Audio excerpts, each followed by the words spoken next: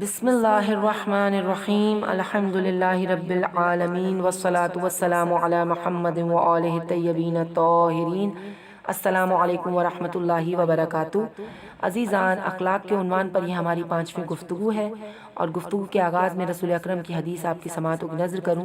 رسول اکرم صلی اللہ علیہ وآلہ وسلم نے ارشاد فرمایا، الاسلام حسن الخلق، اسلام دراصل حسن خلق کا نام ہے، اخلاق حسنہ کا نام ہے، اور اخلاق حسنہ شرافت نفسانی کا شاہکار اور انسانی فضائل کا سرچشمہ ہے۔ حسن خلق اتنی عظیم نعمت الہی ہے، اتنی عظیم نعمت کہ یہ ہر عمل خیر کی جان ہے، ہر عمل خیر کی بنیاد ہے۔ اور اخلاق کی عظمت و فضیلت کو درک کرنے کے لیے، سمجھنے کے لیے یہ کافی ہے کہ رسول اکرم نے اس عظیم نعمت الہی کو اپنی بعثت و رسالت کا مقصد قرار دیتے ہوئے ارشاد فرمایا کہ مجھے اسی لیے مبعوث کیا گیا، مجھے اسی لیے بھیجا گیا کہ میں اچھے اخلاق کو کمال تک، اتمام تک پہنچاؤں۔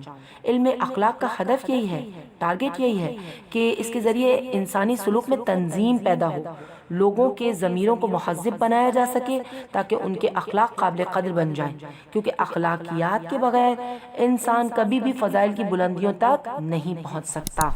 جیسا کہ مولا کائنات علی بن ابی طالب ارشاد فرما رہے ہیں، پسندیدہ اخلاق، عظیم آرزوؤں اور مقاصد جلیلہ کو اپنانے کی کوشش کرو کہ اس سے تمہیں عظیم جزا ملے گی۔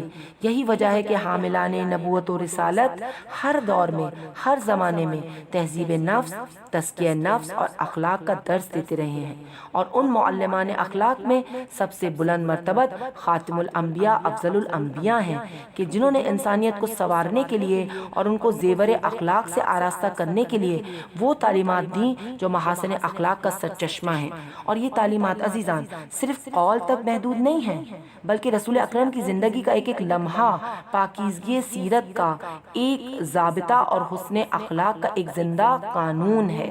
اور رحمت للعالمین کی ان اخلاقی تعلیمات کو زندہ رکھنے کے لیے رسول اکرم کے اوصیاء نے، نائبین نے، جو سیرت و کردار میں، اخلاق میں رسول اکرم کے ورثہ دار ہیں اور علم و عمل میں رسول کے آئینہ دار ہیں، ان ازواج مقدسات نے خاتم الانبیاء کی تعلیمات کو نشر کیا، اپنے قول و عمل اور سیرت و کردار سے رسول کا احیا کیا۔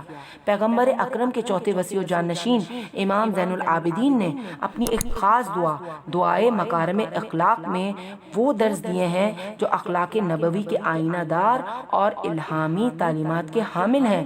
مولا نے مکارم اخلاق کا تذکرہ کرتے ہوئے کچھ ایسی کوالٹیز کو بیان کیا ہے جو اخلاق کی ضد ہیں، اور کسی ایسے انسان کے لیے جو اخلاقی بلندیاں، مکارم اخلاق کی بلندیاں چھونا چاہتا ہے، کسی طور پر بھی مناسب نہیں ہے۔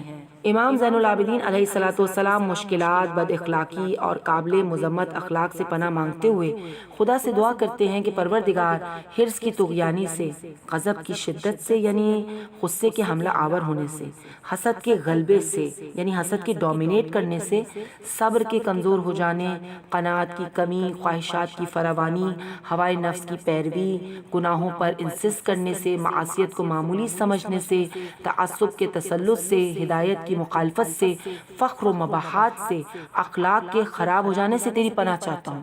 پروردگار، میں اخلاق کی خستہ حالی سے تیری پناہ چاہتا ہوں۔ یہ دعا صحیفہ سجادیہ کی اہم ترین دعاؤں میں سے ہے، اور اس دعا میں امام علیہ السلام نے 44 ایسے اخلاقی رذائل بیان فرمائے ہیں جن میں سے ہر ایک انسان کی شخصیت کو تباہ و برباد کر دیتا ہے۔ اخلاقی اقدار کے حصول کے لیے عزیزان پہلے اخلاقی ذہنیت حاصل کرنا ہوگی، کیونکہ جس ذہن میں، جس دل و دماغ میں آلودگی، فساد کوٹ کوٹ کر بھرا ہو، وہ بھلا اخلاق سے کیسے آراستہ ہو سکتا ہے؟ لہٰذا فضائل اخلاقی کے حصول کے لیے تطہیر باطنی، پیوریفیکیشن آف سول، تزکیہ نفس بہت اہم ہے، اور تزکیہ نفس کے سلسلے میں جتنی تاکید قرآن مجید میں موجود ہے، اتنی تاکید قرآن مجید میں کسی اور چیز کے لیے نہیں ہوئی۔ سورہ والشمس کی مثال عرض کروں، 14 قسمیں کھا کر خدا ارشاد فرما رہا ہے، قد افلا من زکاہا وقد خاب من دساہا۔ نجات کا حقدار وہی ہے جس نے تزکیہ نفس کیا، قلب سلیم حاصل کر لیا، اور جس شخص نے نفس کو آلودگی میں چھوڑ دیا وہ گمراہی میں پڑ گیا۔ لہٰذا عزیزان، ہمیں خود سازی کی کوشش کرنی چاہیے۔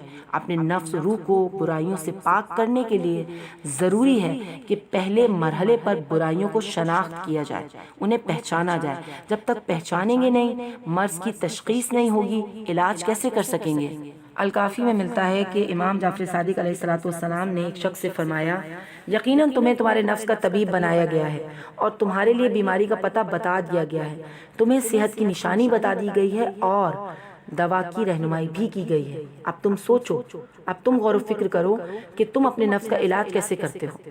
یعنی عزیزان، یہ میری اور آپ کی ذمہ داری ہے کہ ہم اپنے نفس پر غور و فکر کریں، اپنے نفس کا محاسبہ کریں، نفس کی بیماریوں کو، نفس کی برائیوں کو پہچانیں، انہیں خود سے دور کرنے کی کوشش کریں، اپنے نفس کا علاج کریں۔ لیکن سوال یہ پیدا ہوتا ہے کہ علاج کیسے کرنا ہے؟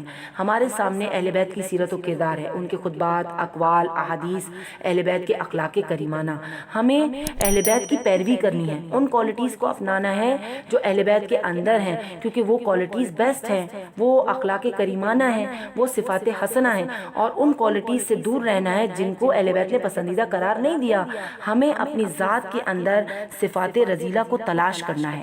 مثلا امام سجاد علیہ الصلوۃ والسلام کی دعائے مکارم اخلاق کے جملوں کو سامنے رکھتے ہیں، لسٹ بنا لیتے ہیں اور ٹک کرتے ہیں۔ تکبر ہے؟ نہیں ہے۔ تعصب ہے؟ نہیں ہے۔ غصہ ہے؟ دور کرنے کی کوشش کرنی ہے۔ آج سے اس عمل کو سٹارٹ کریں، کیونکہ آج کا کام جو کل پر چھوڑا کل بھی رہے گا یوں ہی ادھورا۔ اور تزکیہ نفس اور تہذیب نفس کے حصول کے لیے ائمہ اطہار علیہ الصلوۃ والسلام سے توسل بھی کرنا ہے، مدد بھی طلب کرنی ہے، اور اپنی برائیوں کو اپنی ذات سے آہستہ آہستہ مائنس کرنا ہے تاکہ اہل بیت کی امام وقت کی رضایت و خوشنودی حاصل کر سکیں۔ اور یاد رکھیے عزیزان، اہل بیت اطہار علیہ الصلوۃ والسلام کی خوشنودی تقوی الہی، اطاعت الہی اور حسن اخلاق کے ذریعے سے ہی ممکن ہے۔ امیر المومنین علی بن ابی طالب سے روایت ہے کہ رسول اکرم نے مجھ سے ارشاد فرمایا، کیا میں تمہیں اپنی ذات سے مشابہ ترین فرد کے بارے میں آگاہ نہ کروں؟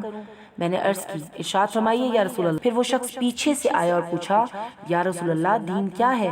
فرمایا، کیا تجھے ابھی تک دین سمجھ نہیں آیا؟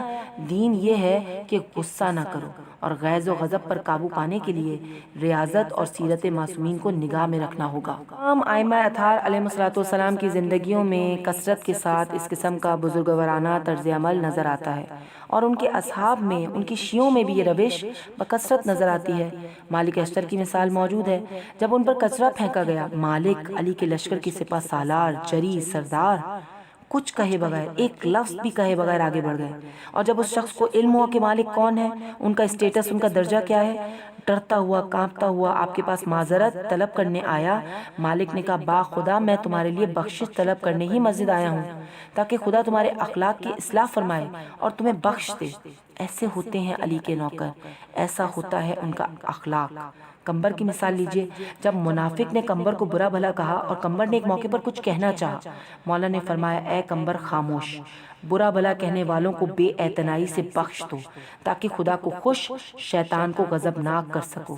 فرمایا، خدا کی قسم جس نے دانے کو شگافتہ کیا اور انسانوں کو خلق کیا، مومن اپنے پروردگار کو جس قدر حلم سے خوش کرتا ہے کسی اور چیز سے خوش نہیں کرتا، اور جتنا حلم اور ضبط نفس شیطان کو غضبناک کرتا ہے اتنا کچھ اور اسے غضبناک نہیں کرتا، اور احمق اور نادان کو جتنا عذاب سکوت اور خاموشی سے پہنچتا ہے، چپ رہنے سے پہنچتا ہے، اتنا کسی اور چیز سے نہیں پہنچتا۔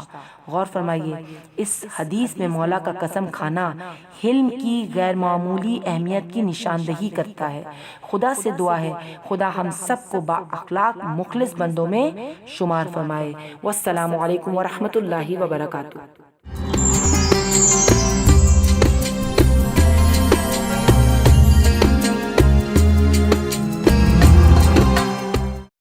سبسکرائب کیجئے ذکر ٹی وی اور اس علم کے سفر میں ہمارے قدم کے ساتھ قدم ملائیے۔